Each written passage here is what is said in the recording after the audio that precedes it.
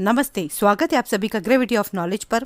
जैसा कि हम सब जानते हैं, पृथ्वी कई सौ किलोमीटर की मोटाई से विभिन्न गैसों से बने हुए एक वायुमंडल से घिरी हुई है। पृथ्वी का वायुमंडल पृथ्वी के गुरुत्वाकर्षण बल के कारण इसके चारों ओर घिरा हुआ है। पृथ्वी पर वायुमंडल के कारण ही ऋतुओं का परिवर्तन होता है।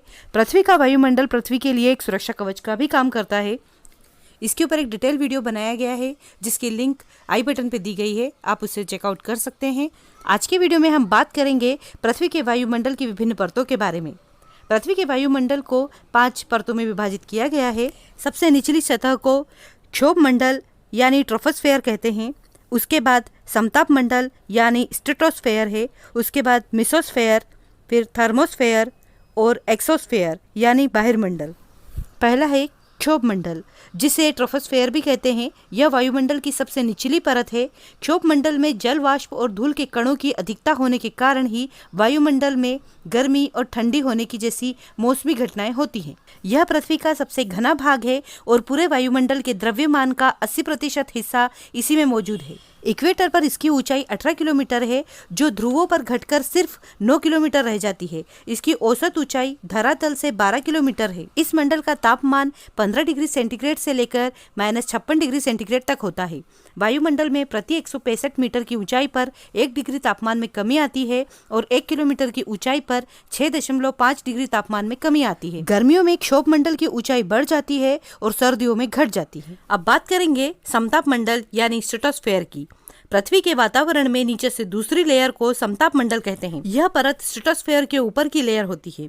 यह परत ट्रोपोस्फेयर के ऊपर पृथ्वी की सतह से लगभग 12 किलोमीटर की ऊंचाई से लेकर करीब 50 से 55 किलोमीटर की ऊंचाई तक होती है। स्ट्रेटोस्फेयर मंडल की ऊपरी परत को स्ट्रेटोपॉज कहा जाता है। वायुमंडल की इसी परत में ओजोन गैस पाई जाती है, जिसे ओजोन परत भी कहते हैं। इस मंडल में तापमान स्थिर रहता है। यहाँ बादल और मौसम संबंधी घटनाएं नहीं घटती है। इसके बाद ऊंचाई बढ़ने के साथ साथ तापमान भी बढ़ता जाता है। पृथ्वी के वायुमंडल के इसी परत में वायुयान उड़ते हैं। इस परत में ओजोन की अधिकता के कारण इसे ओजोन मंडल भी कहते हैं। ओजोन गैस इसके निचले भाग में ज्यादा पाई जाती है। ओजोन गैस सूर्य से आने वाली पराबैंगनी किरणों को अवशोषित कर लेती है और धरातल तक पहुंचने नहीं देती और पृथ्वी को अधिक गर्म होने से बचाती है। ओजोन परत टूटने की इकाई डाप्सन में मापी जाती है। अब बात करेंगे मध्यमंडल यानी मेसोस्फेयर की। यह पृथ्वी के वायुमंडल की तीसरी परत है, जो कि स्ट्रेटोस्फेयर के ऊपर और थर्मोस्फेयर के नीचे है।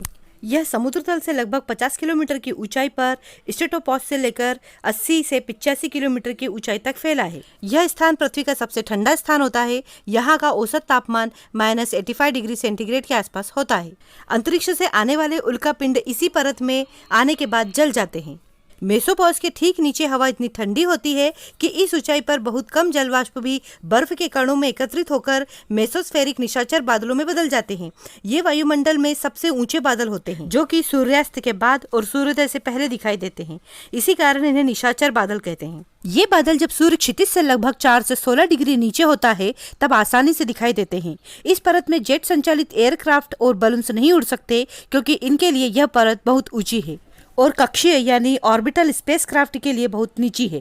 मेसोस्फेयर में मुख्य रूप से रॉकेट संचालित विमानों द्वारा ही पहुंचा जा सकता है। अब बात करते हैं अगली परत की यानी थर्मोस्फेयर की। इसे तापमंडल भी कहते हैं। इस मंडल में ऊंचाई के साथ साथ तापमान यानी टेम्परेचर में तेजी से वृद्धि होती है। तापमंडल भी 2 भागों में विभाजित है, आयन मंडल और आयन सीमा मंडल। आयन मंडल थर्मोस्फेयर का निचला भाग है, जिसमें विद्युत आवेशित कण यानी इलेक्ट्रिकली चार्ज पार्टिकल्स होते हैं, जिन्हें आयन कहते हैं। ये कण पृथ्वी से भेजी गई रेडियोएक्टिव तरंगों को परावर्तित करके वापस पृथ्वी पर भेज देते हैं, जिससे अधिक दूरी तक कम्युनिकेशन करने में सहायता मिलती है। वायुमंडल के इस भाग में अल्ट्रावायलेट रेडिएशन के कारण इलेक्ट्रिक चार्ज्ड पार्टिकल्स का आयनीकरण यानी फोटो डिसोसिएशन होता है, जिससे आयन बनते हैं। इस प्रकार थर्मोस्फेयर आयनोस्फेयर के एक बड़े हिस्से का निर्माण करता है। थर्मोस्फेयर समुद्री तल से लगभग 80 किलोमीटर के ऊपर से शुरू होता है। सौर ऊर्जा को अवशोषित करने के कारण ऊंचाई के साथ साथ थर्मोस्फेयर का तापमान बढ़ता है। यहाँ का तापमान 2000 डिग्री सेल्सियस या इससे भी अधिक होता है। लेकिन इतने ज्यादा तापमान होने के बावजूद भी यहाँ का तापमान ठंडे तापमान का ही अनुभव कराएगा, क्योंकि यहाँ गैस का घनत्व बहुत ही कम होता है। जिस कारण अणुओं के लिए गर्मी का संचालन करना असंभव है और एक सामान्य थर्मामीटर रात के समय यहाँ का तापमान 0 डिग्री सेल्सियस से भी कम बताएगा, क्योंकि थर्मल रेडिएशन द्वारा सोखी गई ऊर्जा सीधे वायुमंडलीय गैस से प्राप्त ऊर्जा से अधिक होगी। 160 किलोमीटर से ऊपर के क्षेत्र में घनत्व इतना कम हो जाता है कि ध्वनि संचरण यानी साउंड ट्रांसमिशन भी नहीं हो पाता। इस तरह वायुमंडल के इस विशाल क्षेत्र में वायु की मात्रा वायुमंडल के 200वें भाग से भी कम है।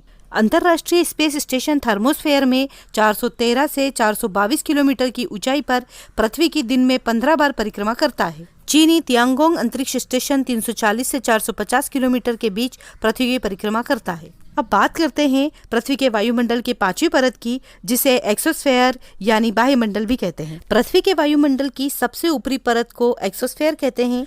यहाँ तक आते आते वायुमंडल पतला हो जाता है और बाहरी अंतरिक्ष में विलीन हो जाता है। यह परत थर्मोस्फेयर के ठीक ऊपर है। इस परत में हाइड्रोजन और हीलियम गैस की मात्रा अधिक है। एक्सोस्फेयर की निचली सीमा को एक्सोबेस कहा जाता है। इससे महत्वपूर्ण ऊंचाई भी कहा जाता है, क्योंकि इस ऊंचाई पर बैरोमीटर की स्थितियां लागू नहीं होती। इस ऊंचाई पर वायुमंडलीय तापमान लगभग स्थिर हो जाता है। एक्सोबेस की ऊंचाई लगभग 500 से 1000 किलोमीटर तक होती है। इस परत का विशेष अध्ययन लेमन स्पिट्जर ने किया था। तो इस तरह आज के वीडियो में हमने पृथ्वी के वायुमंडल की 5 परतों के बारे में विस्तार से जाना। आपको ये वीडियो कैसा लगा कमेंट करके जरूर बताइए। यदि वीडियो अच्छा लगा हो तो लाइक कीजिए, शेयर कीजिए, चैनल पर नए हैं तो सब्सक्राइब कर लीजिए। मिलते हैं अगले वीडियो में, तब तक के लिए थैंक्स फॉर वॉचिंग।